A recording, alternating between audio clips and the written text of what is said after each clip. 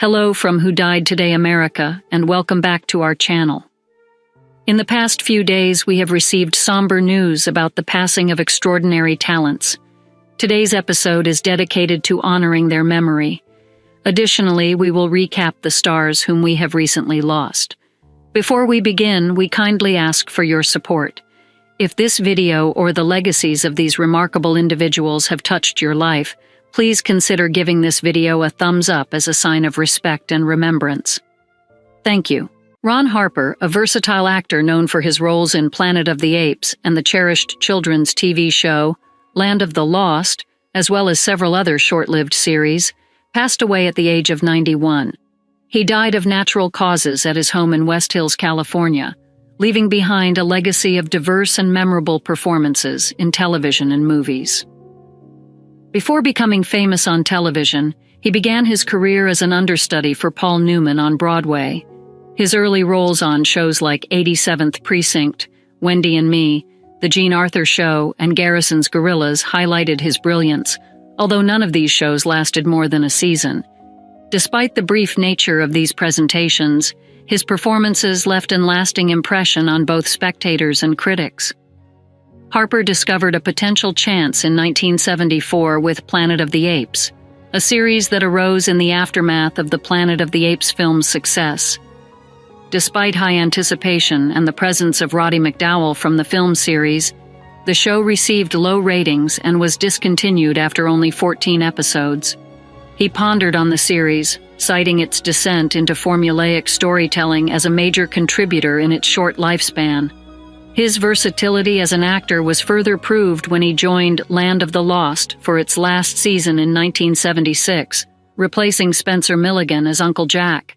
Despite only appearing in 13 episodes of the series, his participation in Land of the Lost remained an important aspect of his career, resonating with audiences throughout years of reruns. Born in Turtle Creek, Pennsylvania, his path to acting was defined by momentous decisions, including declining a fellowship at Harvard Law School to follow his passion for performing. His career encompassed stage, television, and film, with appearances in a variety of genres and characters that demonstrated his exceptional talent and versatility. Ron Harper is survived by his daughter, Nicole Longjuey, and numerous family members who remember him warmly for his contributions to entertainment and his influence on their lives. A service to commemorate his life is planned, reflecting on a career that, despite the brief lifespans of many of his programs, made an everlasting effect on television and film history. Linda L. Bean, an influential figure in business, philanthropy, and conservative activism, passed away at the age of 82. Her passing was confirmed by her business manager, Veronica Carlson, though no cause was disclosed. As the granddaughter of Leon Wood Bean, the founder of the iconic outdoor retailer LL Bean, Linda carried forward the entrepreneurial and philanthropic spirit that has long been associated with her family's name. Throughout her life, Linda Bean was a formidable presence in her home state of Maine and beyond. Serving on the LL Bean board for nearly half a century, she was deeply committed to the legacy of quality and durability that the company represented, especially through its renowned catalog and lifetime guaranteed products like the iconic rubber-bottomed boots. Beyond her involvement with LL Bean, Linda was a successful entrepreneur in her own right. She ventured into the lobster industry with the founding of the Perfect Maine Lobster brand in 2007, and owned several businesses along Maine's Central Coast, including general stores, inns, and vacation rentals. Her efforts to have Maine's lobster industry certified as sustainable in 2013 underscored her commitment to environmental stewardship, though the certification faced challenges. Linda's philanthropic work was extensive, supporting initiatives such as Life Flight of Maine Medical Helicopters and the Maine Botanical Gardens at Boothbay. She had a particular affinity for Maine's coastal communities, islands, and art, notably the work of N.C. Wyeth and his son Andrew Wyeth, whose properties she worked to preserve. As a staunch conservative, Linda Bean was a significant donor to Republican causes and made 2 bids for Congress, championing issues like opposition to abortion rights, gay rights legislation, and gun control, while advocating for tax cuts to boost the economy. Her political activities sometimes stirred controversy, as in 2017 when she faced scrutiny for excessive contributions to a political action committee supporting Donald Trump's presidential campaign, leading to calls for a boycott of LL Bean. Despite political differences, figures from both sides of the aisle recognized Linda's love for Maine and her contributions to its culture and economy. From senators to the state's governor, tributes acknowledged her business acumen, philanthropic efforts, and deep connection to the state and its people. Linda Bean's legacy, marked by her entrepreneurial spirit, philanthropy, and passionate advocacy, leaves a lasting impact on Maine and the broader community. Maurizio Pollini, the esteemed Italian pianist and conductor known for his profound interpretations of classical, romantic, and contemporary repertoires, passed away at the age of 82. Born into a family deeply entrenched in the arts, Pollini's upbringing in Milan provided a fertile ground for his prodigious talent. His father, Gino Pollini, was a pioneering modern architect in Italy, and his mother, Renata Malati, came from a lineage of artists, being the sister of sculptor Fausto Malati. Pollini's early musical education was rigorous, leading him to prestigious victories at the International Ettore Pozzoli Piano Competition in Seregno and the International Chopin Piano Competition in Warsaw. These triumphs kick-started a career that would see him perform on the world's leading stages, collaborate with top orchestras, and work closely with legendary composers and conductors. Notably, Pollini's repertoire was vast and diverse, extending from the pillars of classical music like Beethoven and Chopin to the challenging compositions of the Second Viennese School. He was particularly acclaimed for championing contemporary works, with several pieces written expressly for him by composers such as Luigi Nono, Giacomo Manzoni, and Salvatore Sciarrino. His collaboration with Nono on Sofferte, onde serene remains a highlight of his career, showcasing his willingness to explore the sonic possibilities of the piano. Aside from his illustrious career as a pianist, Pollini made significant contributions as a conductor, particularly noted for his role in the Rossini Opera Festival in Pesaro. His conducting of La Donna del Lago, from a new critical edition, marked a pivotal moment in the post-war Rossini revival.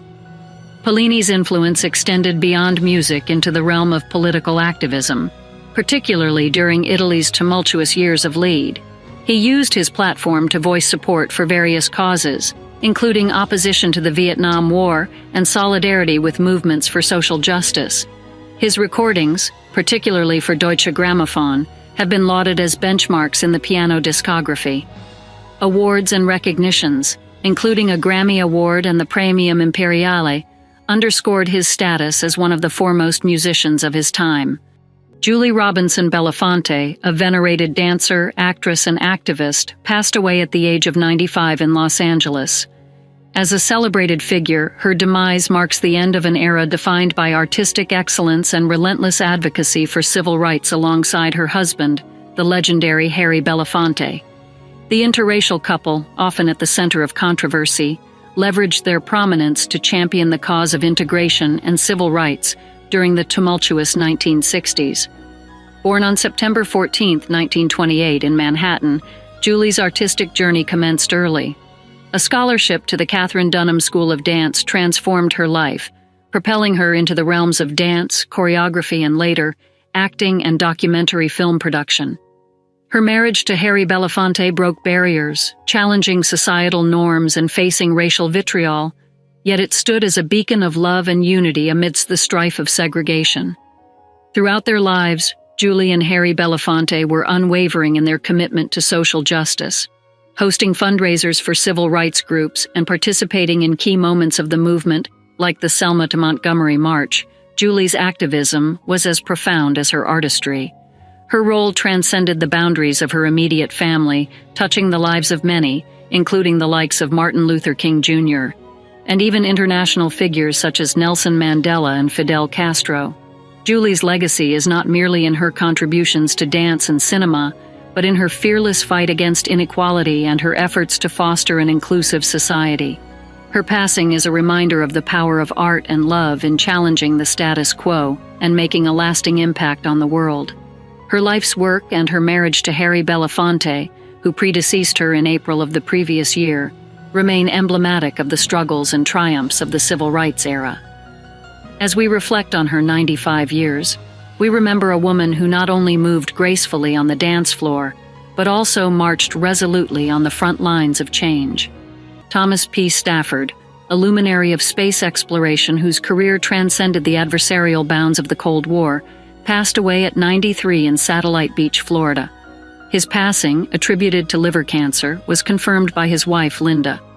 Stafford's lasting mark on space history was solidified through his command of the historic Apollo-Soyuz mission in July 1975, a symbol of détente between the United States and the Soviet Union.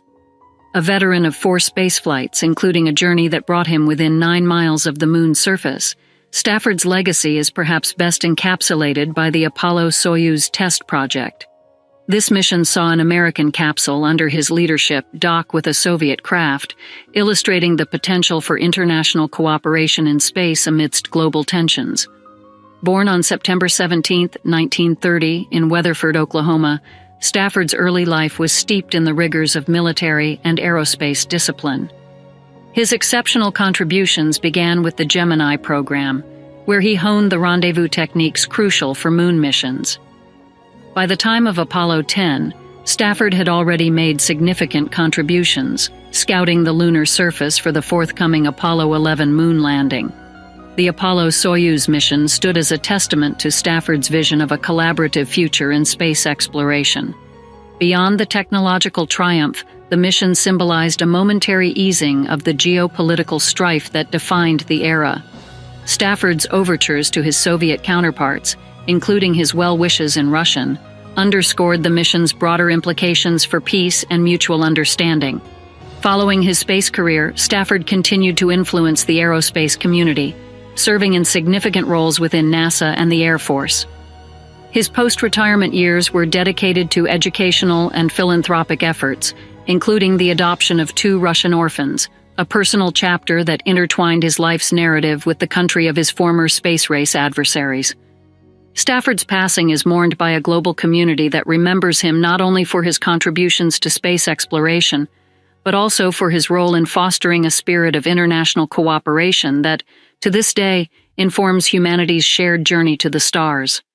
Dory Ladner, a steadfast luminary in the struggle for civil rights, passed away at 81 in Washington, D.C. Her departure was due to complications from COVID-19, bronchial obstruction, and colitis. Born into the segregated reality of Mississippi, Ladner's life was a testament to courage and relentless advocacy for the underrepresented. From her teenage years, she was deeply involved in the civil rights movement, showcasing an unwavering commitment to integration and voting rights that frequently put her in harm's way. Ladner's activism was rooted in personal conviction and a familial legacy of resistance against oppression.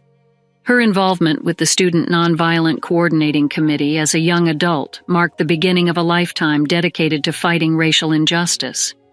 She stood on the front lines of critical voter registration campaigns, participated in nearly every significant civil rights march of the 1960s, and survived through moments of intense violence and threat to her life. Beyond her activism, Ladner's educational journey reflected her dedication to social change. Despite facing expulsion and dropping out multiple times to organize civil rights initiatives, she eventually earned a bachelor's degree in history and a master's degree from Howard University's School of Social Work. Her professional life as a social worker extended her commitment to serving the community and advocating for the dispossessed. Ladner's influence and interactions spanned the breadth of the civil rights movement, from surviving assassination attempts on her colleagues to influencing famous artists like Bob Dylan. Her foundational role in establishing the Council of Federated Organizations and participating in pivotal campaigns like the Freedom Summer of 1964 underscored her significant yet often under-recognized contribution to the movement. Survived by her sister Joyce, a prominent sociologist and former interim president of Howard University, her daughter Yodit Chernay, and a legacy of activists inspired by her courage, Dory Ladner leaves behind a profound impact. Her life encapsulates the essence of the civil rights movement, a deep-seated belief in justice and equality, the courage to cross the lines drawn by segregation, and the spirit to fight for a liberated future for all. Karl Wallinger, a luminary in the world of music known for his work with the Waterboys and as the founder of World Party, passed away at the age of 66 at his home in Hastings, England. His daughter, Nancy Zammit, confirmed his passing without specifying a cause. Wallinger's health had been compromised since 2001 due to a brain aneurysm, which notably impacted his performing career. Wallinger's music, a confluence of pop and folk influences, became a staple on college radio in the 1980s and 90s. His sound, evocative of the Beatles and Bob Dylan, eschewed the label of retro despite his stylistic nods to a bygone era. Wallinger's instrumental versatility was renowned. He played keyboards for the Waterboys and guitar for World Party, often employing a distinctive left-handed technique despite being right-handed. His departure from the Waterboys to establish World Party marked a bold step into solo artistry, where he penned, performed, and recorded the entirety of his projects before expanding into a band for live performances. Wallinger's music, including hits like Put the Message in the Box, was known for its idealistic and sometimes environmental themes, though he maintained that his work transcended political or message-driven categorization. Born on October 19, 1957 in Prestatyn, Wales, Wallinger's path to music was shaped by his education at Charterhouse and his early career in London's music publishing world. His transition from theatre to the Waterboys, and subsequently to World Party, showcased a trajectory marked by critical acclaim, international tours, and contributions to significant albums and soundtracks. Despite the challenges of industry changes and personal health struggles, Wallinger remained a figure of resilience and creativity. His later work included the extensive compilation Archaeology and contributions to Peter Gabriel's project Big Blue Ball. Survived by his wife, children, siblings, and grandchildren, Karl Wallinger's legacy is one of musical innovation, bridging genres and generations with his timeless sound. Michael Culver, a distinguished British actor celebrated for his versatile roles across film, television, and theatre, passed away at the age of 85. Born into a theatrical family on June 16, 1938, in Hampstead, London, Culver carved out a formidable career that spanned several decades, leaving an everlasting mark on the arts. His parents, actor Roland Culver and casting director Daphne Rye, alongside his aunt and brother, all had notable careers in the performing arts, setting the stage for Michael's own journey in the industry. Culver's education at Gresham School and training at the London Academy of Music and Dramatic Art laid a strong foundation for his future in acting. His early experiences at the Old Vic and Dundee Rep, where he performed in an impressive 35 plays over 2 years, showcased his dedication and talent from the start. Perhaps best known for his role as Captain Nita in The Empire Strikes Back, Culver's career was rich with diverse characters. He graced the television screen in recurring roles in The Adventures of Black Beauty, Secret Army, The House of Eliot, and Cadful. His guest appearances spanned iconic series such as The Sweeney, The Professionals, Minder, and The Return of Sherlock Holmes, among others. Culver's filmography also included uncredited roles in James Bond films From Russia with Love and Thunderball, as well as a significant part in A Passage to India. Culver's contributions to theater were equally impactful, particularly his performances in the Tricycle Theatre's Tribunal plays, which were not only stage successes but also broadcast by the BBC television. These performances underscored his ability to tackle complex and challenging material, reflecting his deep commitment to storytelling and social commentary. Married twice, first to actress Lucinda Curtis and then to sculptor Amanda Ward, Culver's personal life was as rich as his professional one. His passing marks the end of an era for British acting, leaving behind a legacy of performances that will continue to inspire and entertain future generations.